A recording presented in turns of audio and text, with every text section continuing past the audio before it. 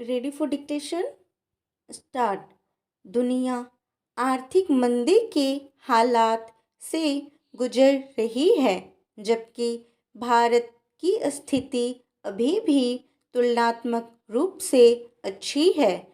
अंतर्राष्ट्रीय मुद्रा कोष ने भारत के आर्थिक विकास अनुमान को 7.4% से घटाकर 6.8% कर दिया है। अभी भारत की चुनौतियों में मुद्रास्फीति, सख्त वित्तीय स्थिति, यूक्रेन पर रूस के हमले और कोविड महामारी का असर शामिल है।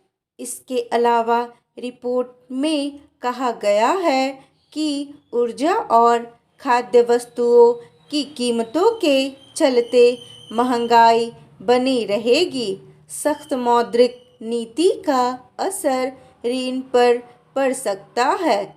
हम देख रहे हैं कि महंगाई को नियंत्रित करने के प्रयासों के चलते ऋण संकट भी बढ़ रहा है। ऋण लेन देन में कभी कमी नहीं आनी चाहिए, IMF ने आगाह किया है और हमें मौद्रिक नीति के संबंध में फूंक फूंक कर कदम रखने चाहिए। भारतीय रिजर्व बैंक और सरकार चाहे जितनी कोशिश कर ले, दुनिया में जब मंदी का असर बढ़ेगा तो भारत भी अछूता नहीं रहेगा। हमारी विशाल आबादी और उसमें युवाओं की बड़ी भूमिका की वजह से भी हम मंदी से अब तक बचते आ रहे हैं और साल 2008 में आई मंदी ने भी हमें कम सताया था। यह सुखद बात है कि हमारी विकास दर में अनुमानित गिरावट के बावजूद भारत 2022 और 2023 में सबसे तेजी से बढ़ती प्रमुख अर्थव्यवस्थाओं में शुमार रहेगा। ध्यान रहे, साल 2022 में चीन की विकास दर धीमी होकर 3.2% और 2023 में 4.4% रहने का अनुमान है। इसके अलावा अंतर्राष्ट्रीय मुद्रा कोष ने संकेत दिया है कि चीनी अर्थव्यवस्था में अनिश्चितता बनी रहेगी।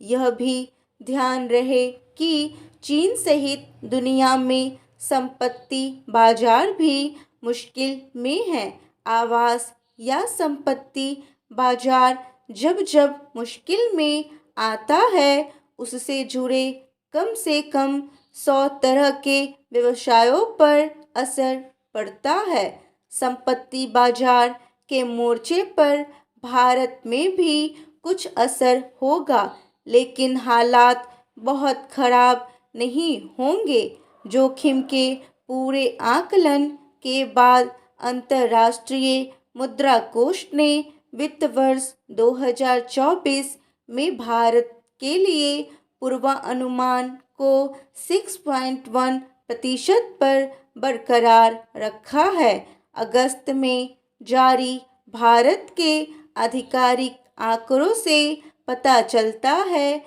कि विनिर्माण क्षेत्र के निराशाजनक प्रदर्शन के चलते अप्रैल-जुलाई में अर्थव्यवस्था उम्मीद से काफ़ी कम 13.5% की दर से बढ़ी है।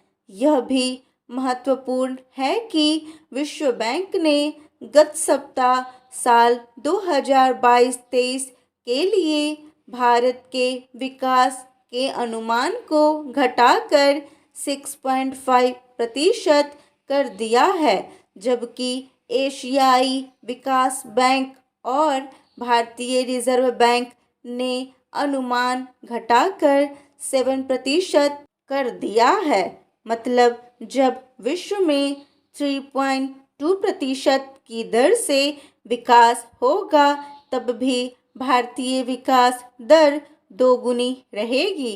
क्या यह हमारी अर्थव्यवस्था की मजबूती का संकेत है? वास्तव में समग्र आकलन में भारत की स्थिति ठीक है और भारत तेजी से विकास कर रहा है, लेकिन भारत में एक आबादी ऐसी भी है जहां तक विकास का पूरा लाभ नहीं पहुंच पा रहा है। भारत की असली चिंता यही है। ऐसा होना नहीं चाहिए।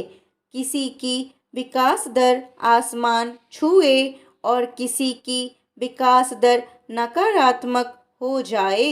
वैश्विक वित्तीय संस्थाओं के अनुमानों को ध्यान में रखते हुए भारतीय कर्णधारों को अपनी आर्थिक नीति पर आज ध्यान देना चाहिए। हमारी सफलता इसमें नहीं है कि हम अनुमानित विकास दर को हासिल करें। भारत की ज़रूरतें बहुत ज़्यादा हैं और क्षमता के अनुरूप भारत अगर प्रदर्शन करे तो मुश्किल समय में दुनिया के लिए आदर्श बन सकता है।